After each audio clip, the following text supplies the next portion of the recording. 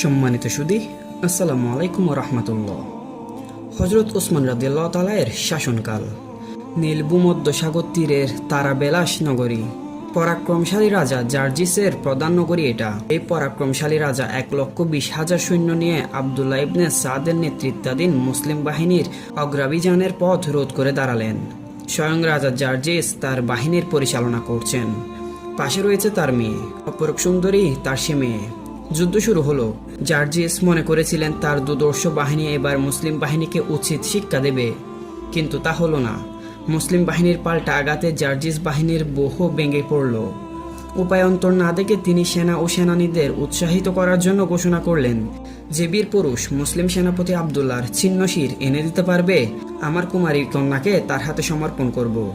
জার্জিসের এই ঘোষণা তার সেনাবাহিনীর মধ্যে উৎসাহের এক তড়িৎ প্রবাহ সৃষ্টি করল। তাদের আক্রমণ ও সমাবেশে নতুন উদ্বেগ ও নতুন প্রাণাবেগ পরিলক্ষিত হলো। জার্জিসের সুন্দরী কন্যা লাভের উদগ্র কামনায় তারা যেন মরিয়া হয়ে উঠল। তাদের উন্মাদ আক্রমণে মুসলিম রক্ষাব্যূহে ফাটল দেখা দিল। মহানবী হযরত মুহাম্মদ সাল্লাল্লাহু আলাইহি সাল্লামের শ্রেষ্ঠ সাহাবা হযরত জুবাইরও সেই যুদ্ধে শরিক ছিলেন।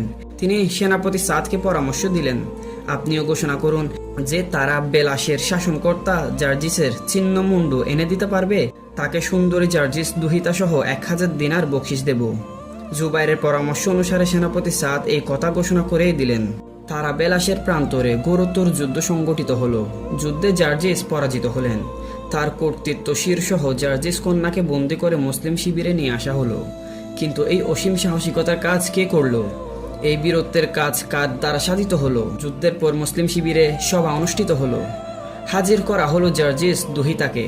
সেনাপতি সাদ জিজ্ঞেস করলেন, আপনাদের মধ্যে যিনি জার্জিসকে নিহত করেছেন তিনি আসুন, আমার প্রতিশ্রুত উপহার তার হাতে তুলে দিচ্ছি। কিন্তু গোটা মুসলিম বাহিনী নীরব নিস্তব্ধ, কেউ কথা বলল না, কেউ দাবি নিয়ে এগুলো না। সেনাপতি সাদ বারবার আহ্বান জানিয়েও ব্যর্থ হলেন। এই অভূতপূর্ব ব্যাপার দেখে বিস্ময়ে হতবাক হলেন জার্জিস দুহিতা। তিনি দেখতে পাচ্ছেন তার পিতৃহন্তাকে, কিন্তু তিনি দাবি নিয়ে আসছেন না কেন? টাকার লোভ, সুন্দরী কুমারীর মোহ তিনি উপেক্ষা করছেন? এত বড় স্বার্থকে উপেক্ষা করতে পারা জগতের ইতিহাসে এমন জিতেন্দ্রীয় যোদ্ধা জাতির নাম তো কখনো শুনেননি তিনি। পিতৃহত্যার পর তার যে ক্রোধ ও ঘৃণা ছিল তা যেন মুহূর্তে কোথায় অন্তর্হিত হয়ে গেল। অপরিচিত এক অনুরাগ এসে সেখানে স্থান করে নিল। অবশেষে সেনাপতির আদেশে জার্জিস দুহিতাই জুবাইরকে দেখিয়ে দিলেন। বললেন, ইনিই আমার পিতৃহন্তা, ইনিই আপনার জিজ্ঞাসিত মহান বীর পুরুষ। সেনাপতি সাদ জুবাইরকে অনুরোধ করলেন তার ঘোষিত উপহার গ্রহণ করার জন্য। জুবাইর উঠে দাঁড়িয়ে অবনত মস্তকে বললেন, জাগতিক কোনো লাভের আশায় আমি যুদ্ধ করিনি।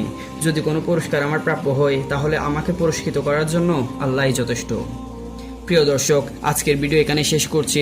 ইনশাআল্লাহ তাআলা দেখা হবে পরবর্তী কোনো এক ভিডিওতে। ততক্ষণ পর্যন্ত ভালো থাকুন, সুস্থ থাকুন, ফাউন্ডেশনের সাথে থাকুন। ধন্যবাদ। আসসালামু আলাইকুম ওয়া রাহমাতুল্লাহ।